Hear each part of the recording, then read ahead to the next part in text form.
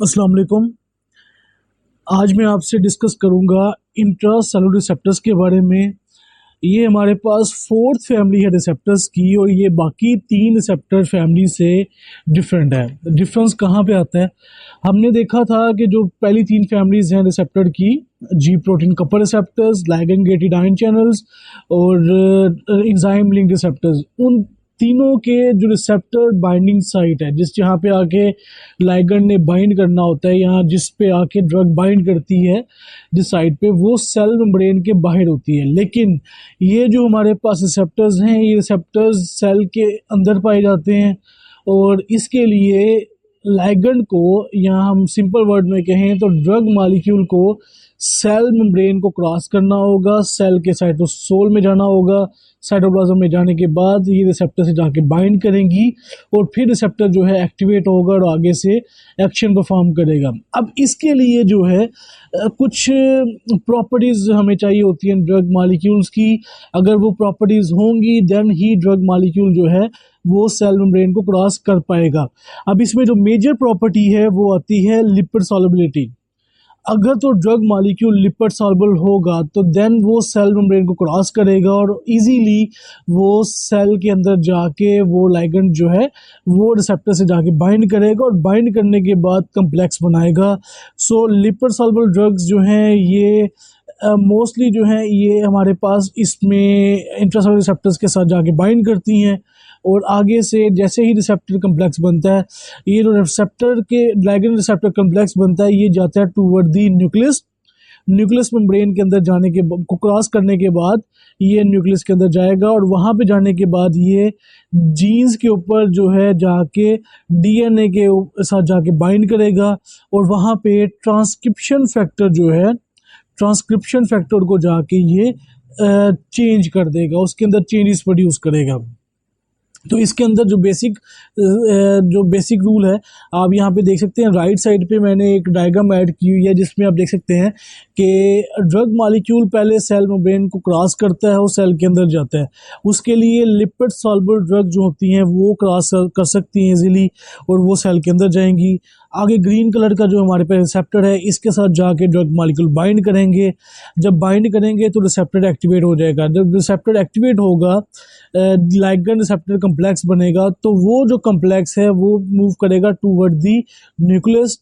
Nucleus के अंदर nuclear membrane को क्रॉस करने के बाद न्यूक्लियस में जाएगा और जीन के साथ जाके बाइंड कर जाएगा।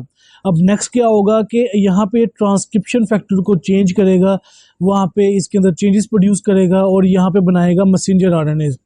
अभी मैसेंजर आरएनए जो है ये इंफॉर्मेशन लेके जाएंगे टूवर्ड द राइबोसोम्स और राइबोसोम क्या करेगा, स्पेसिफिक प्रोटीन बनाएगा और वो स्पेसिफिक प्रोटीन जो है आगे से बायोलॉजिकल रिस्पांस प्रोड्यूस करेंगी। ये इस रिसेप्टर के थ्रू जो है प्रॉपर प्रोसीजर है जिसके थ्रू ये एक्ट होता है। अब इसमें हमारे पास जो है एग्जाम्पल की बात करेंगे तो यहाँ पे स्टीरॉयड रिसेप्टर्स आते हैं। अब स्टीरॉयड रिसेप्टर जो हैं आपकी बॉडी में मौजूद होते हैं। इसमें हमारे पास जो है टेस्टोस्टेरोन, हमारे पास एक एग्जांपल है स्टीरॉयड रिसेप्टर्स की जो कि इसमें एक्ट करता है।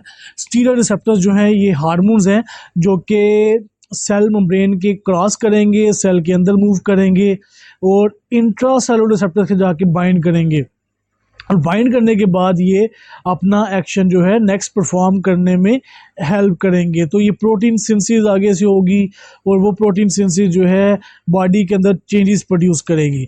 इसके अलावा जो हमारे पास एग्जांपल आती हैं, इसके अलावा जो है हमारे पास कुछ और एग्जांपल हैं जिसमें हमारे पास पैक्लिटैक्सिल। ये पैक्लिटैक्सिल जो है एंटी न्यूप्लास्टिक एजेंट है।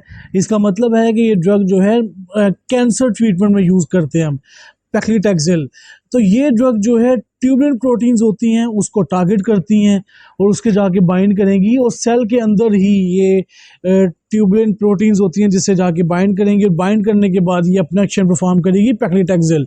इसके अलावा हमारे पास एक और एग्जांपल है एंटी माइक्रोबियल ड्रग की जिसको ट्राइमेथोप्रेम जो है ये एंजाइम डिहाइड्रोफोलेट रिडक्टेज उसके साथ जाके बाइंड करता है। ये ड्रग, और उसके बाद जो है ये इस एंजाइम को एक्टिवेट करेगा और इससे जो है आगे एक्शन परफॉर्म करेंगे। सो ये भी हमारे पास जो है इंट्रासेलुलर रिसेप्टर्स की एग्जांपल में आता है। उसके अलावा लास्ट जो हमारे पास एग्जांपल है वो मैक्रोलेड्स एंटीबायोटिक की है, जो कि एरिथ्रोमाइसिन है।